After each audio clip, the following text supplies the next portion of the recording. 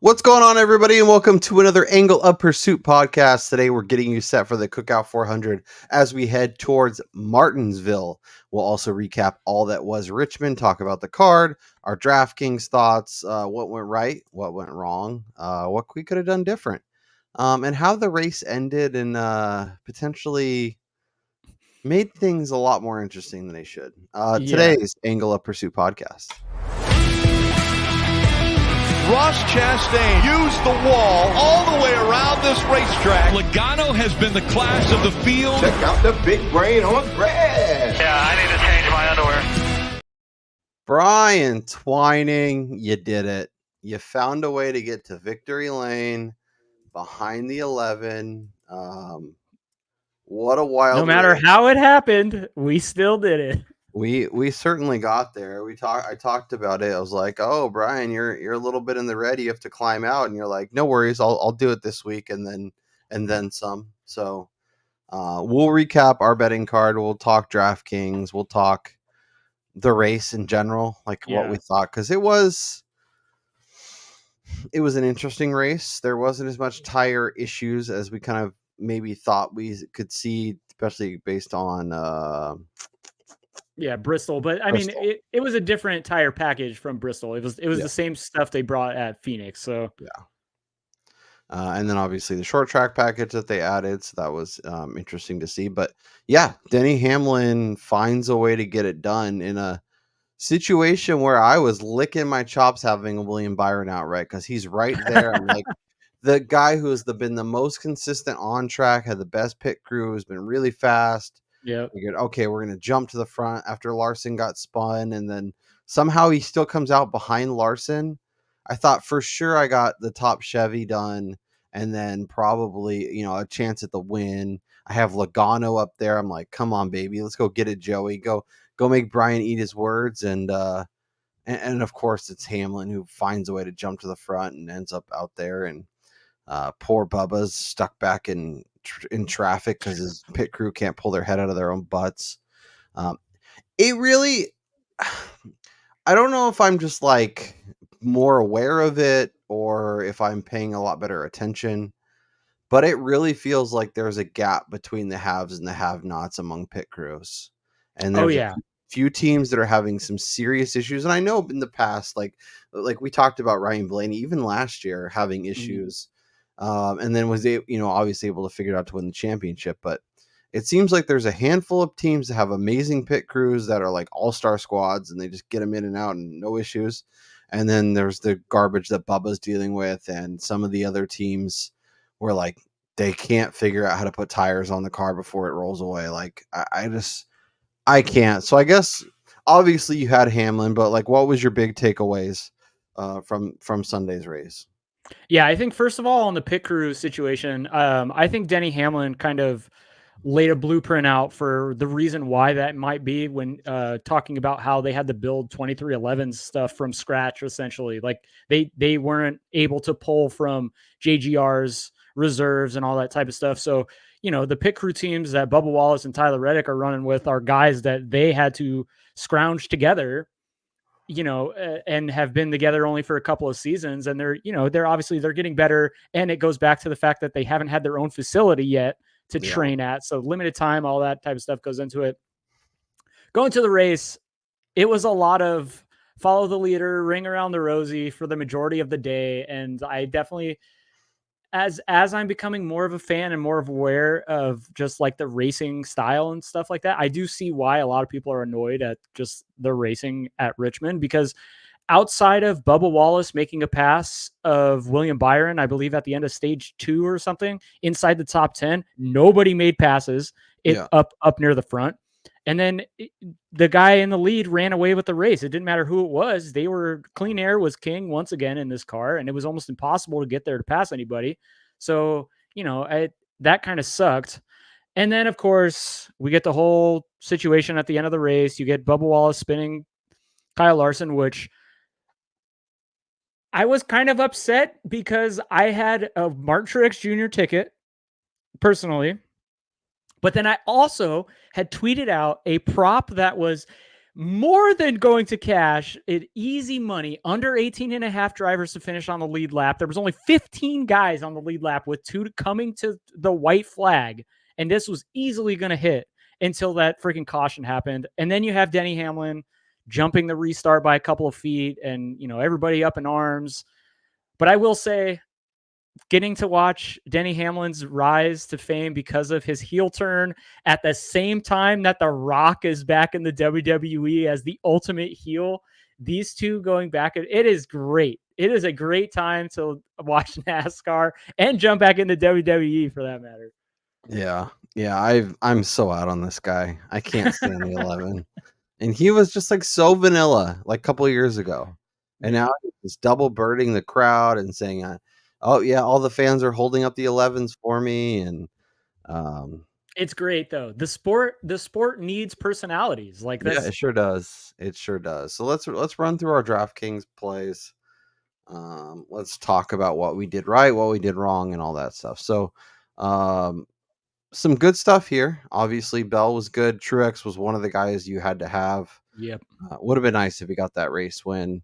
Was the guy that I was all excited about all week. Never actually added him to the card, and I was kicking myself for about 95% of the race. And then obviously at the end, didn't get there. Joseph Logano. I thought he was going to run him down. I was so excited. Had the 25-1, had him everywhere. I would have. I said this to you before recording. I would have actually cried had he won because I wasn't able to get in on that 30-1 number. Yeah, and I was surprised when I missed the number. I didn't get any action on him outright because of it. Because I said, "Oh yeah, 20 or 22, it's too short for me." Yeah, we'll talk betting card in a little bit. Like I feel like we both saw this race really, really well. And I still feel like even though you hit the outright and we both were in the green for the week, I feel like we left so much money on the table. Oh like, yeah. There was so much stuff we liked, but because of a number, because of this, because of that, we just didn't. And then maybe in the long run, doing that will be better, ultimately best for us. Like we'll avoid a lot of the nightmare scenarios, even though this week we probably left a little bit on the table. But yeah, so overall, awesome to see Logano. I was surprised to see how popular he was. I did, based on kind of what the perceptions and kind of some models I was looking at, it seemed like he was not going to be like, he's going to be like maybe 10%. See, this is obviously a single entry, so all contests are a little different. But Brad K was fine. Stenhouse was Ricky Stenhouse. He just does what he does. And Justin Haley, man, I was giddy on my couch watching. Oh, here's Josh Berry moving through the field. Oh, here's Justin Haley moving through the field. Oh, here's Josh Berry again. Here's Justin Haley again. Biggest mover. And then, of course, he has issues and ejected. See ya. It was fun while it lasted. Go Rick Ware in the back of the pack, you turd burglar. Obviously, me and 36% of my best friends were all on him, but he was looking awesome until he wasn't. Yeah, and that's the danger of going with a backmarker car at a short track in particular, that you could go laps down quickly, especially if you have an issue on pit road or if you get a penalty or anything of that nature. Like the same thing happened to Alex Bowman when he decided to get on the one-stop strategy with Martin Truex Jr. and then the caution came out shortly afterwards. Like it screwed him. I think the end of the stage came about. Like he got screwed. He was the top 10 car. Like he was a good car. He was going to compete. It was one of my favorite bets. We'll look at that here in a second. But yeah, Bowman, I thought he was going to have a good day. Yep. He had a good car. Barry didn't even finish in the top 10. Yeah, it was a frustrating finish wild for day sure. For sure. Next lineup. So this is one of the three we built on stream. Hamlin, Bell, Bubba, Josh Berry, Michael McDowell, Justin Haley. Like, this had so much potential. Haley was doing great until he wasn't. Bubba ended up finishing 13th. He was much better the car than that, even at the end. Bell moved forward. Obviously, Denny won. Barry Hamlin was disappointing, I gotta say, from a DFS perspective, because he didn't lead the amount of laps that I had anticipated. And he just kind of did what he's actually done this before here, where he took advantage of late race situation. And I mean, his pit crew put together hell of a stop to get him out front. Yeah. Next one. Ryan Blaney was I fell for it. He was Lucy with the football, and I was like, all right, Charlie Brown, this is your turn, and pulled the rug out. I don't know why I got to be good too, but his car was good, but like I don't know. He never performs here. And I thought, here's the time. No, it wasn't. I mean, he put together 30 fastest laps, so it's not like he didn't have a good car. Yeah, he gets stuck in traffic and can't get out here for some reason. Yeah. And it's weird because like Phoenix does have a little bit of corollary, obviously same race setup. And he just, I don't know. Buescher was fine. The Red Dog was underwhelming. Keselowski was good. Okay, but I just want to point out on Chris Buescher and Brad Keselowski, something I talked about heading into the race was I thought they were both going to be good here, but just like we saw at Phoenix, like they weren't top 5 cars. They were top 10, not top 5. They were like 5th through 10th place guys pretty much all. They didn't have race winning speed, and that's kind of what we saw again out of them. Yeah. And when you're starting 14th and you can barely get in the top 10, that's just it's not going to help you. So, underwhelming lineup for sure. This was the best one. Obviously Hamlin, Truex, Logano. Briscoe was fine. It would have been nice if Stenhouse was like literally anyone else. I would have been probably in a better spot. And then Haley was, whatever. But and I really think if you did have a lineup with Kyle Larson and Martin Truex Jr., you could have had a bunch of 30-something point guys and cashed. Yeah. I mean, that's how this race really feels like. If you get the two guys right, then you're in a good spot. Let's talk betting cards. So, like I said, I had a small profit on the week. You obviously had a much bigger profit hitting Hamlin on the outright. Byron, did he feel like a race winner, or did he feel like really like kind of the RFK guys, like he was kind of a 5 through 10 and he was just going to kind of be there? Yeah, I kind of felt like he was a guy that would luck into a top 10. And I mean, coming towards the end, like the fact that he was even near the top 5 actually surprised me. Yeah. And on it, like I said, I thought I was going to get a shot at a race win.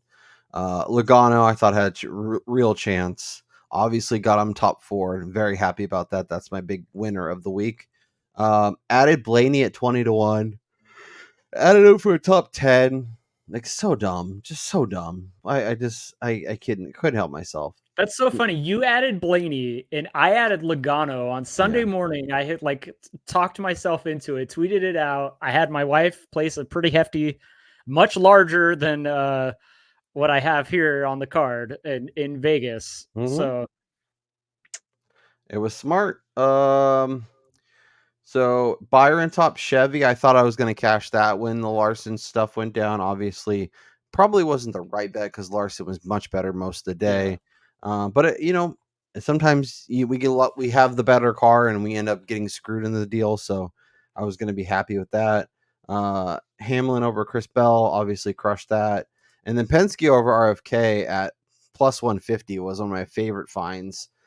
If you're not following along in the newsletter, you're missing out on Brian and I uploading our final card and adding some final bets to the card and writing those up. So we write up a handful of bets. We write up a handful of DFS options, and pretty good week over there. So make sure you're checking that out. aoppodcast.substack.com. It's completely free. Hit the subscribe if you don't mind. You get it in your email every Sunday morning before the race. And obviously on when race day is Saturday, you'll get it then too. Added the Briscoe top 10, mostly because the number was significantly better than like everywhere else. Yep. And he was kind of there, fine. But nah. I was just going to say though, for the value of the number, like that's a bet that pays had he gotten there. So I still feel comfortable with that number. Yeah. Because he should be between 3 and 4-1 most weeks, the top 10. When they're giving us 150 or 200, that's and they're squeezing the hell out of the market. Then it's like, well, no, I'm not going to bet that. So obviously you were with me on Byron. did not work out. You had McDrive over Briscoe, so you started the week nice. Chastain over Chase Elliott. Chastain was kind of underwhelming. I told you, when he qualifies well, he just sinks like a rock. But I couldn't find.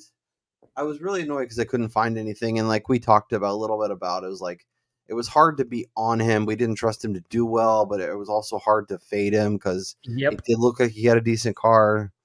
You obviously hit the Hamlin. I was just going to say post practice, Chastain was like a complete avoid for me. I wanted no part of any of his matchups, any of his markets. I just didn't know what to expect.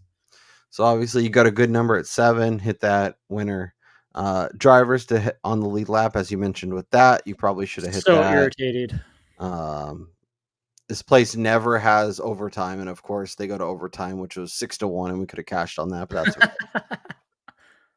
Hamlin over Gibbs, cash. Hamlin top 5, cash. Briscoe and then Logano top 10. So overall, really, really good week. Really strong week for you. Fine week for me. I was up like a unit or so. Very, very minimal, but I'll take it.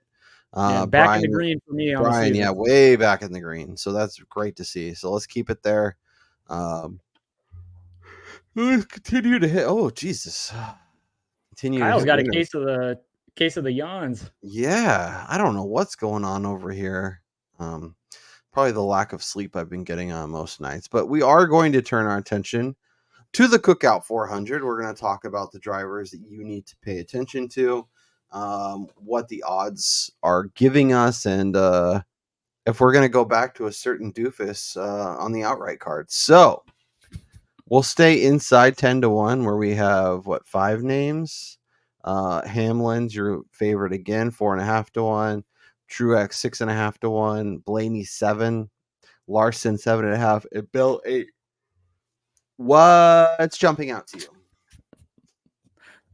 you? This week it's really interesting to see how the books are opening the markets now, because you have Denny Hamlin at 4.5, but I think each of the last 2 weeks, the guy who's opened as the favorite did not get reposted as the favorite after practice and qualifying. It was either 2 weeks ago you saw Reddick get joined by 2 guys, and then last week it was Hamlin who opened as the favorite, only to see his number get longer to 7, and then Martin Truex Jr. take over as the race favorite. So I have no interest in betting Hamlin at 4.5. I'm not betting Blaney at 7-1 either. I think there's value possibly on Kyle Larson, 7.5. I mean, he's been great everywhere. And then Christopher Bell and William Byron again. Byron just outside that 10-1, but we talk about this pretty much weekly with the 24 car. Like, why is he not being posted inside 10-1 at every single freaking track? Because as we just saw at Richmond, even when he doesn't have a race winning car based on speed, he always finds himself near the front somehow, some way. If we get another friggin' late race restart here, who else do you trust better than that team to find a way to be up there? Yeah, no, he is super consistent, and if he gets a chance to be there, he will, and hopefully do a lot with it. As we talked about, I want to say last week, and as I feel like we've talked about a bunch, this is the time to get those tickets to stick in your pocket, so that way after practice and qualifying, you have value, you have potential, big boost on numbers. Grabbing. I'm not touching. I'm with you. I'm not touching Hamlin, even if he puts it on pole and looks like a rocket ship. What's the shortest that's really going to be? Like 3.5, 4-1. Yeah, exactly. So I'd much rather wait at that point, because like you said, I think worst case scenario it goes a little bit. Most likely scenario, it's either pretty much the same or we're getting a little bit better of a number. So, and honestly, I think Truex same. Like, he could, obviously we saw him go from this number to 4.5 last week. So could that happen? Sure. Not touching Blaney, like you said. Larson at 7.5-1. That's tempting, because second best speed in terms of next gen. Who's number 1? Ryan Blaney. who was awesome at Martinsville 2 in 2023. Ryan Blaney. But it's just like, I don't know. Do we trust them? Yeah, that's the thing. Like, I can't get to that number at 7. I'd rather see him come out better on practice and qualifying. And I do think it's really interesting when you look back at Martinsville, the last time somebody won from the pole, let alone the front row here at this track, was 2013. Yeah.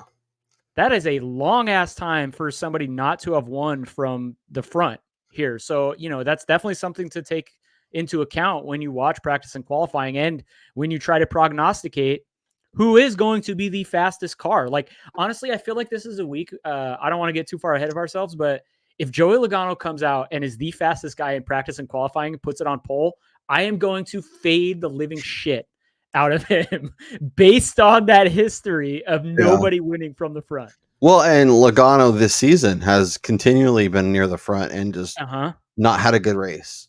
Exactly. Blaney started 11th when he won last year in October. He started 31st when he finished 7th, 4th when he finished 3rd in 22, and then 12th when he finished 4th. So 3 of his last 4 starts outside the top 10, 3 of his last 6 outside the top 10. So a mixed bag. But the years in 21 when he started 4th and 8th, he finished 11th in both those races. So a mixed bag of results. But yeah, honestly, I don't think I'm adding anybody inside 10-1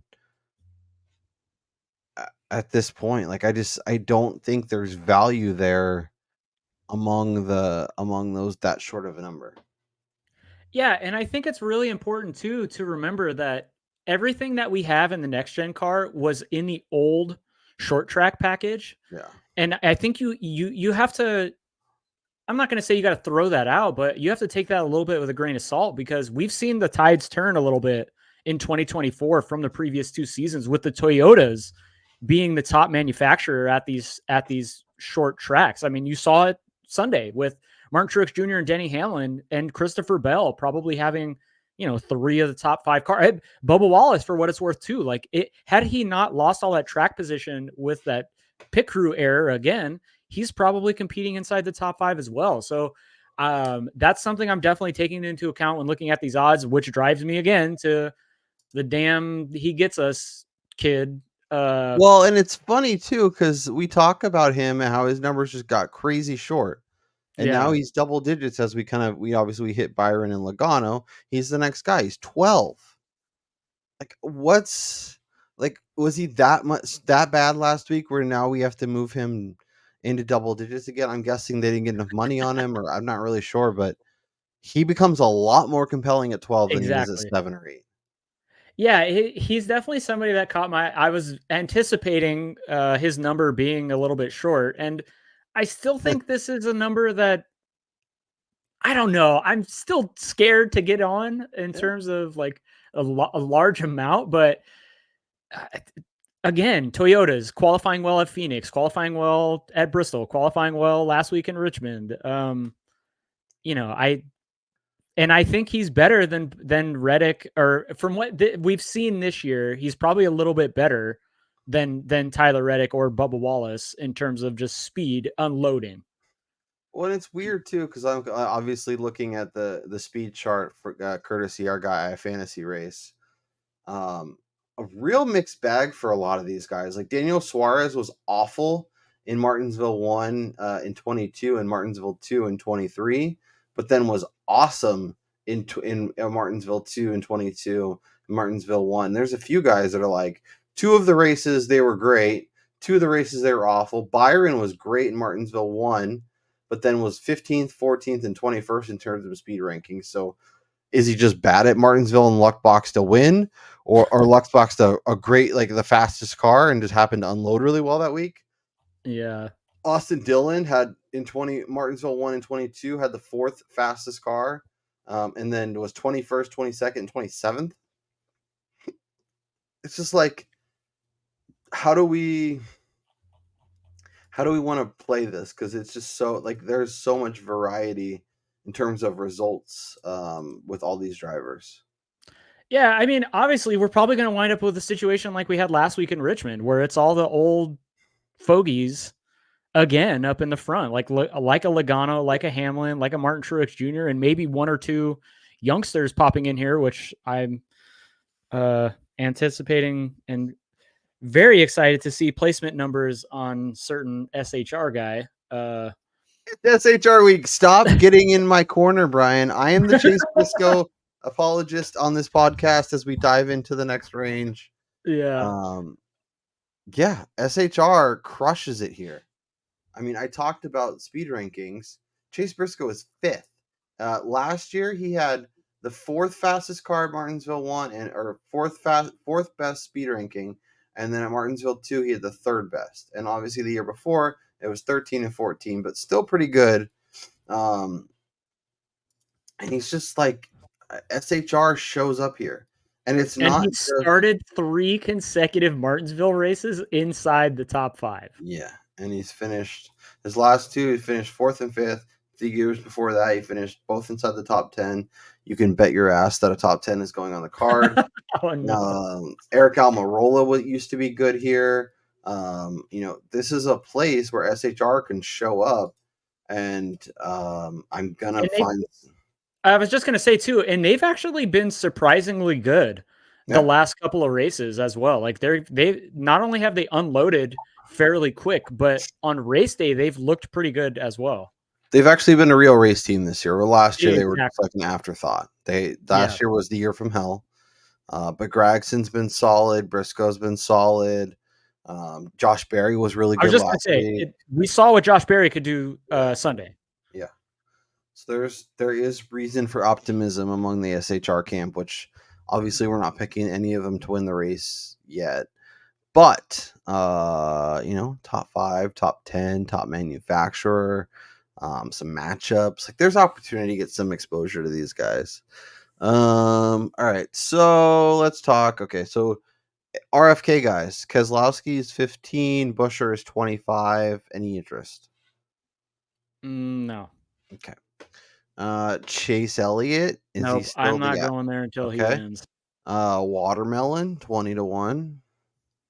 No, he's just been so disappointing the last couple weeks. Yeah. Briscoe and Berry. Briscoe, so 22. Josh Berry is very intriguing, man. 25? It's hard to get there at 25. I had some sense talked into me by Mr. Derek Yoder on Twitter a little bit, but I'm still extremely excited to see what they bring to the table this week. I mean, had he not also had pit road woes, I mean, he's possibly winning this last weekend because he probably had the best car. He was early awesome. on in the race, at least. He was awesome. Yeah. He went from the back to the front and made it stick for a long time. Yeah. Yeah. And then as we get further down in this range, so I mentioned it before when I talked about Ty Gibbs' speed being a little bit better than the 2311 guys. So Tyler Reddick at 25-1 is extremely intriguing because when we go back to the All-Star race at North Wilkesboro, which is a similar size type track, and it's a little bit flatter, he and Bubba Wallace were the only 2 cars that were even competitive with Kyle Larson in that race. I know it's completely different package, completely different setup and all that jarble, but I mean, you're going to give me 25-1 on a guy who can be fast if it pops. Like, I think that might be something I'm interested in. So his results are not something that makes you excited. 26th, 22nd, 35th, 18th, and 8th back in 20, and obviously that was the RCR, 24th and 16th. But in the spring race last year, he started 6th. He was 3rd after stage 1. He was 4th after stage 2. And then I'm not sure exactly what happened. But the one where the brake rotors were exploding? No. Where did the brake rotors explode? People are probably screaming at their TV, at their computer right now. Right. This is the first week that I have recording this show that I haven't gone back and watched last year's races at this particular track before recording, by the way. Yeah. So was that oh, here's a brake rotor explosion. Where was this? This is St. Louis.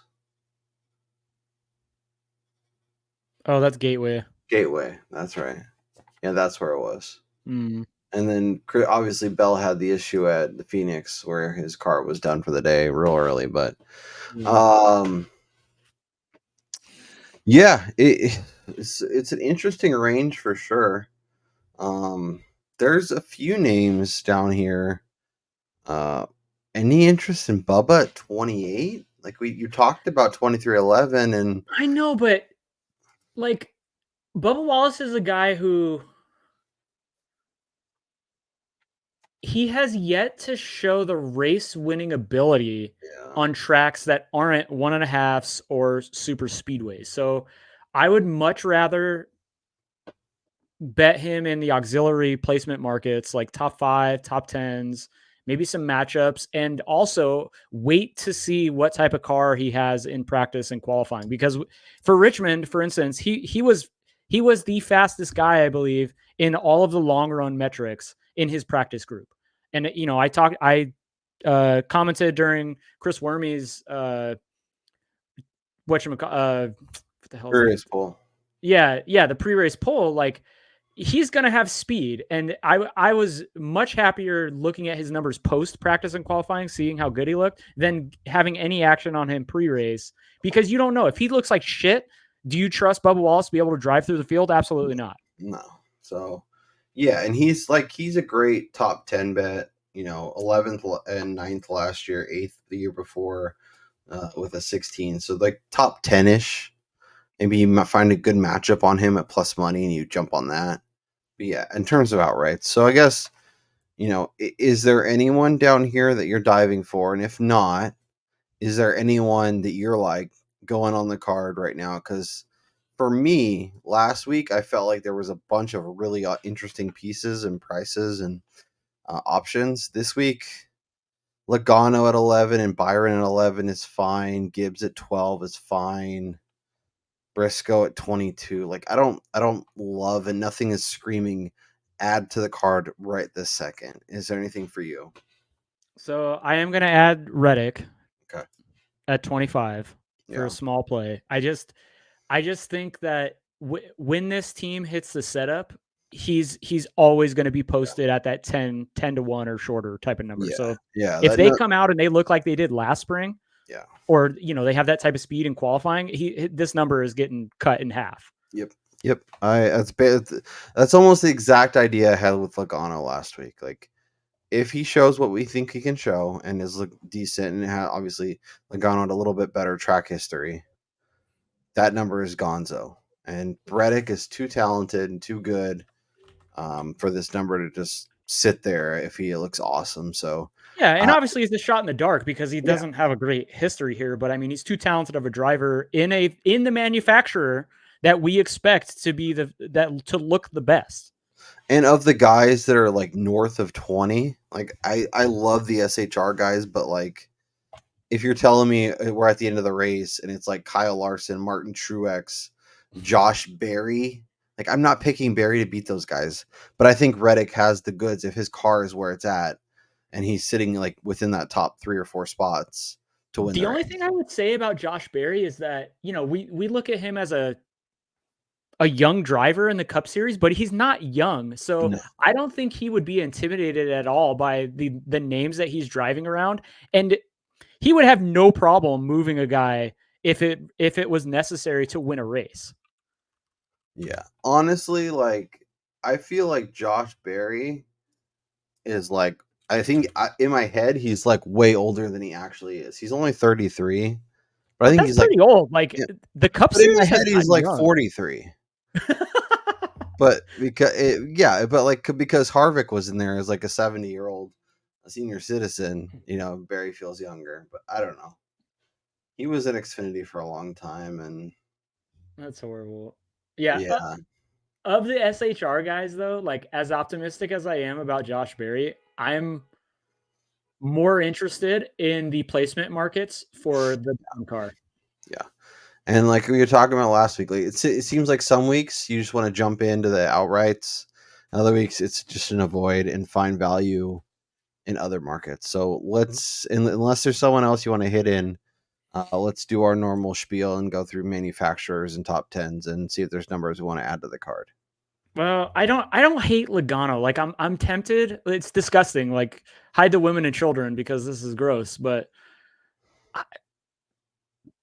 Logano is intrigued. He's 12 at Superbook. Yeah. And if he comes back with the speed that he showed at Richmond at Martinsville, he's in a long lull of winning a race here. So yeah, they were showing a thing with like him. I'm trying to remember who else there was like a graphic of like 4 or 5 drivers that haven't won in feels like forever. Yeah. I'm just pulling up the grid over on Action to see if there's anything at like Rivers or something that's compelling. He's 11. He's 9. I was just gonna say the numbers are pretty similar everywhere this week.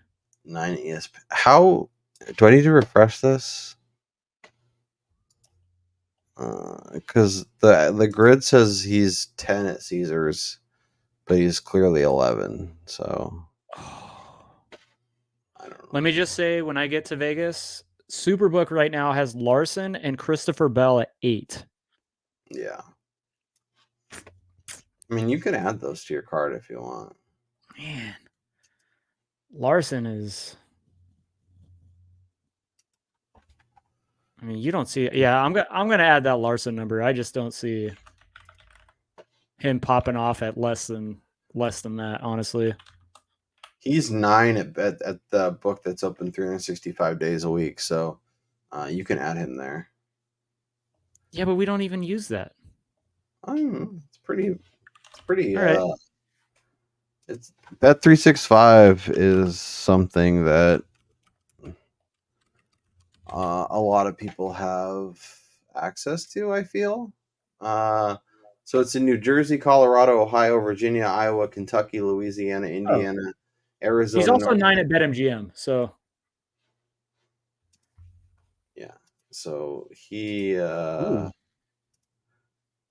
yeah, if you that with that many options, I mean, Gibbs is 16 at BetMGM, by the way. Ooh, he's 12 at 365.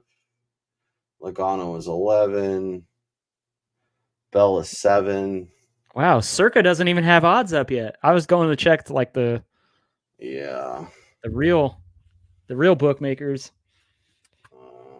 Briscoe's 20. Barry's 28 at 365. Suarez is 100. No interest. He is not making any friends, dude. Like there is something with the Trackhouse guys that they simply do not give a flying F about anybody else on the track. It was so funny to me last week that Austin Cindric, despite starting inside the top 10, had an absurd top 10 price. He's now 300 to 1. He's got to get replaced eventually, right? Like he's gonna end up on like Rick Ware or isn't Roger Penske like his grandfather or something, or isn't it like a similar situation as the Dillon boys?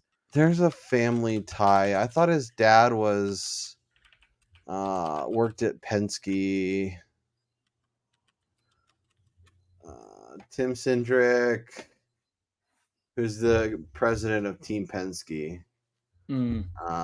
So yeah, it's hard. It's going to be hard for him to not get it, but and you have to think too, he's really good at the crown jewel race. Like he's great at Daytona 500. Yeah. But like that's it. Like he used to be good on road courses, and now it doesn't feel like that's the case. Yeah. All right, we got to look at the other. All right, let's look at stuff that we actually want to bet.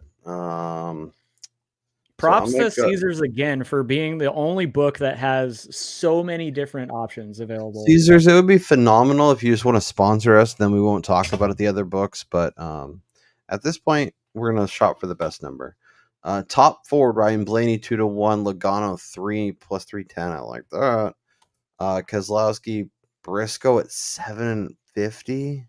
Oh, you're in top 4. Oh man. Sorry, yeah, I'm jumping around. No, that's okay. Yeah, I like this. Chase Briscoe top 4. Welcome to the betting card. 750. He went out to like 40-1 after practice and qualifying last week at Richmond. Yeah, but he's 22. Like, I would much rather bet him to top 4 at 750, given the way we did last week, where we talked about how important the Chevys and the Toyotas are. I just that's a good bet. Did you know that over the last 6 Martinsville races, Joey Logano's the only one that has a top 10 in all 6? I did not know that. That's very interesting. And the next best is actually 4 of the last 6. Huh. What's his top 10 number? We'll get there. Oh, they don't even have that listed. Shit. Well, I guess we'll have to come back and add that. We'll add those to the card. We'll tweet those out because I want some SHR top 10s.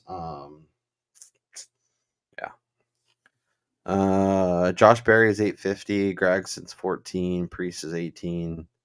Then see, Gregson is the guy that I'm really looking at for like a top 10 bet right now. Whenever we get that. Hamlin is plus 160. Truex 275. Bell 325. Gibbs 550. Tyler Reddick 9-1.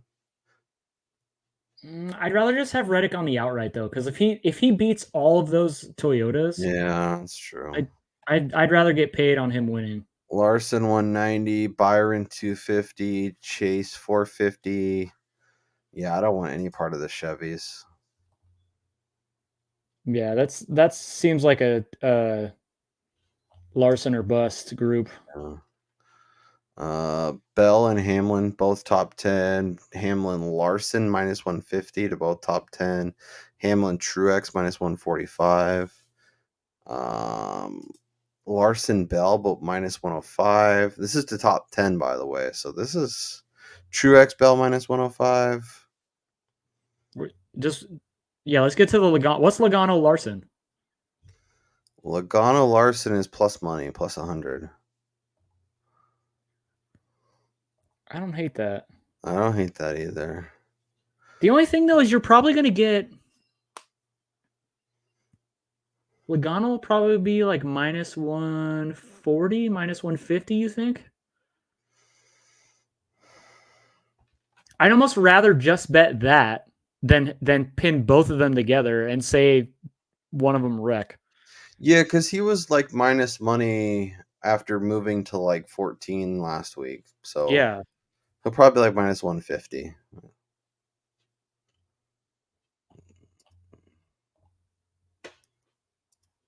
Logano's 3-1. Let's see. I'm guessing there's other books that have top 10s, but I could be wrong. Let's see. So I think DraftKings is the only one. Which is wild. And their numbers are always stupid short, too. Yeah, they're shitty this week again. Let's see.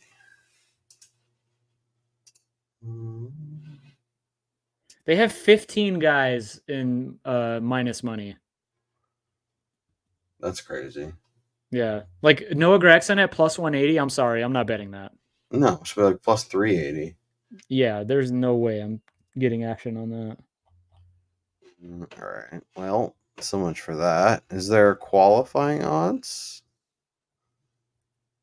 So we have qualifying matchups, I see, on Caesars. Let's see.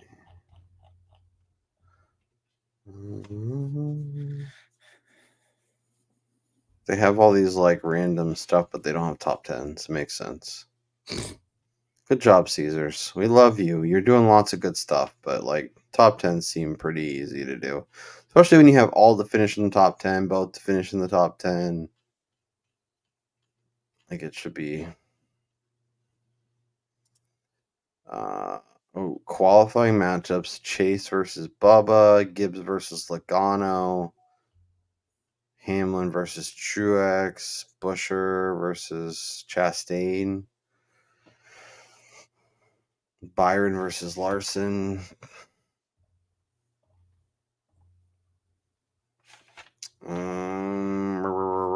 Stuart Haas versus RFK. Stuart Haas is minus 135 this week against RFK, and to tell you the truth, I I'm not I sure like if it's that. scoring else. Yeah. Yeah. It's 4 versus 2. Well, and it's SHR, who I want exposure to, versus RFK, who I don't want exposure to. And I know it's minus 135, but I'm going to add that. All right, I'm going with a qualifying matchup like I did last week. Bubba Wallace over Chase Elliott, minus 120. Yeah, makes sense. How is Trackhouse versus 2311 minus 160 versus minus 130? That seems wrong. It's probably supposed to be plus 130. Yeah, they messed that shit up.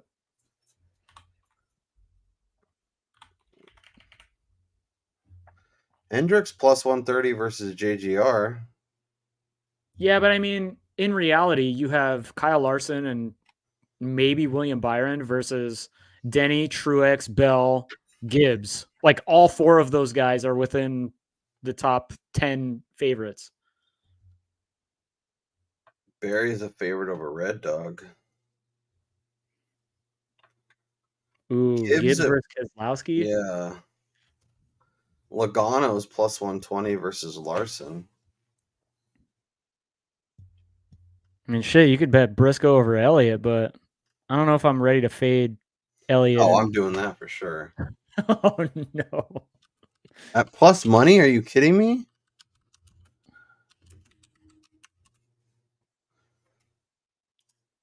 Are you kidding me? All right, yeah, I want to see that because I'm really interested in that Joey Logano over Kyle Larson. But if that's the case, I would rather bet Joey Logano on a top 3, which is 3-1 right now in the Caesars market, because the expectation would be both of those guys would have to be near the front in them competing against each other. Yeah. But even that feels short before even seeing anybody on track. Yeah. Look at us Okay, being so measured so and you got to do the thing. So click on NASCAR 2024 Cookout 400. So go up. Right below race winner. Click on the name of the race. Yeah, right there. Okay. And then go to finish position. Boom! Finish position over under. I feel like I'm on a secret website that not many people know about.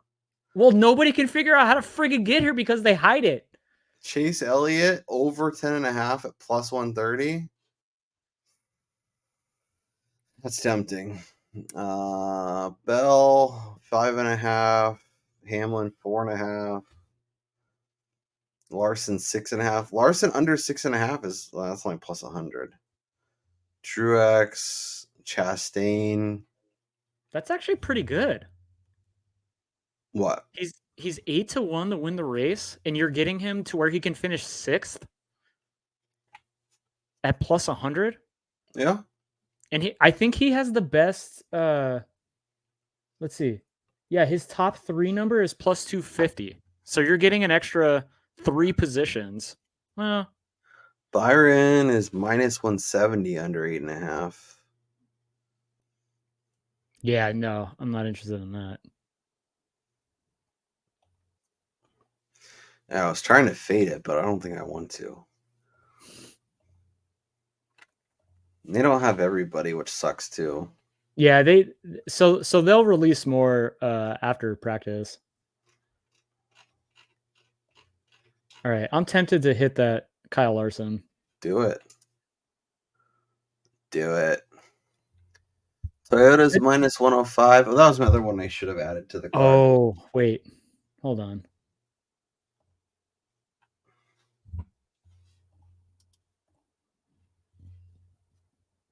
Oh, he's had a string of bad luck here, though. I feel like Truex under 5.5 at plus 130. It's kind of interesting. Basically, just need a top 5. What's his Yeah, top 5 price? I'm gonna add that. What's his top 5 price? I haven't seen top 5 numbers anywhere. Oh, that's true. You know who has it? Is DK. He's minus 110. Yeah. So you're getting a better number Yeah. You're getting plus 130 for a top 5, which he's probably going to be around the same. He's probably going to be like plus 120. So Yeah. Briscoe over Chastain, Reddick, and Wallace is interesting. Barry, do we add Josh Berry at plus 210 over Kyle Busch, Bubba Wallace, and Alex Bowman? Kind of like that.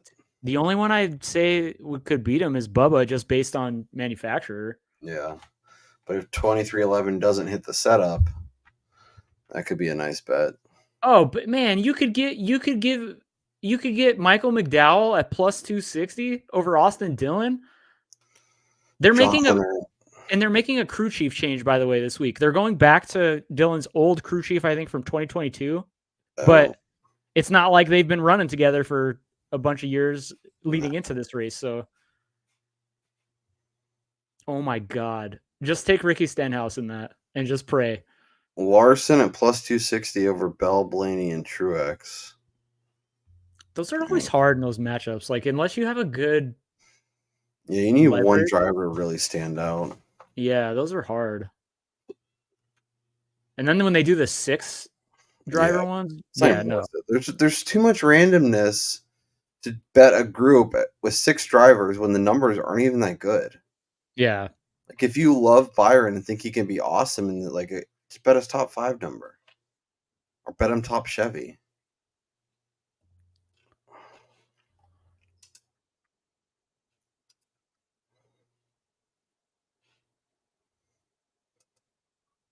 I think there was also another there was a prop on Caesars over or under 201 laps led for most laps led. Mm-hmm. And I'm really leaning towards taking the under, because that hasn't happened in either of that didn't happen in either of the races last year. And we got the lap leader in 2022 fall was 203. Again, that's playoff race though, so I don't know how much you take from that. And then Byron led 212 in 2022. But again, different package, different. And then 289 the previous year with Elliott. All right, so prior to last year, it happened pretty much every season. But you can get Hamlin, Truex, or Larson to win the race at plus 140.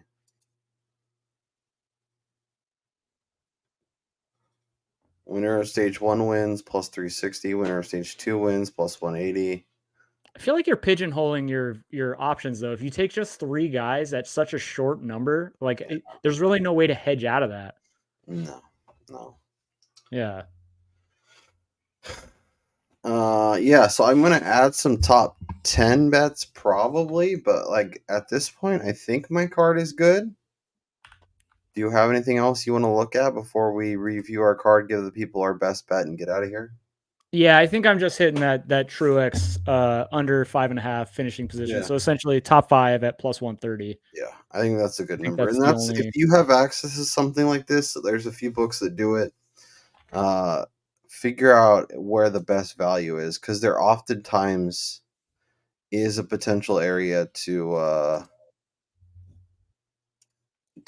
get. So like Brian said, if the top 5 number is minus 105, but under 5.5 is plus money, plus 120, plus 130, whatever, go bet the same bet. Go bet the prop instead of the top 5, because sometimes these numbers operate in separate markets. So if one market's not moving because people can't find it or don't know about it, or not as much money is getting put down on it, you might be able to get a better number. And if we're just betting $50 or $20 or $10 or whatever we're betting, yep. It's a much better way. Might as well get your extra value and get the payout. All right, Brian Twining. We recapped all that was Richmond. We got people set for Martinsville. We will be back to check out DraftKings once everything's settled.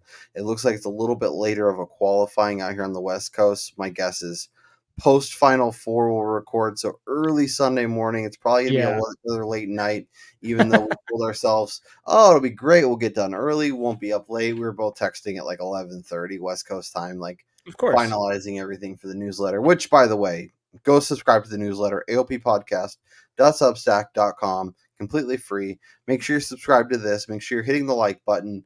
We're close to like 850, which is really incredible. We appreciate all the views, all the likes, all the shares, all the everything. If you know somebody who plays DraftKings, who's into NASCAR, who likes to bet, all of the above, send them our way, and hopefully we can keep them around because we are having one hell of a time doing this, and happy to be getting all the support you guys are giving us. It's really, really appreciated. Moved up another couple spots in the GridRivals contest, Brian. I'm going to take it by the end of the year. I'm telling you, it's mine. And I forgot to even look, to be honest with you. Keep that $100 in my pocket and buy myself something nice from Fanatics or Home Field or 47 brand or somebody. Whatever NASCAR branded stuff. Yeah, I'm always in the market for new NASCAR stuff. So, all right. So my card is very much within reason, and we're doing well keeping our markets in the green. So let's keep it that way. I have 3 bets and 3 bets only.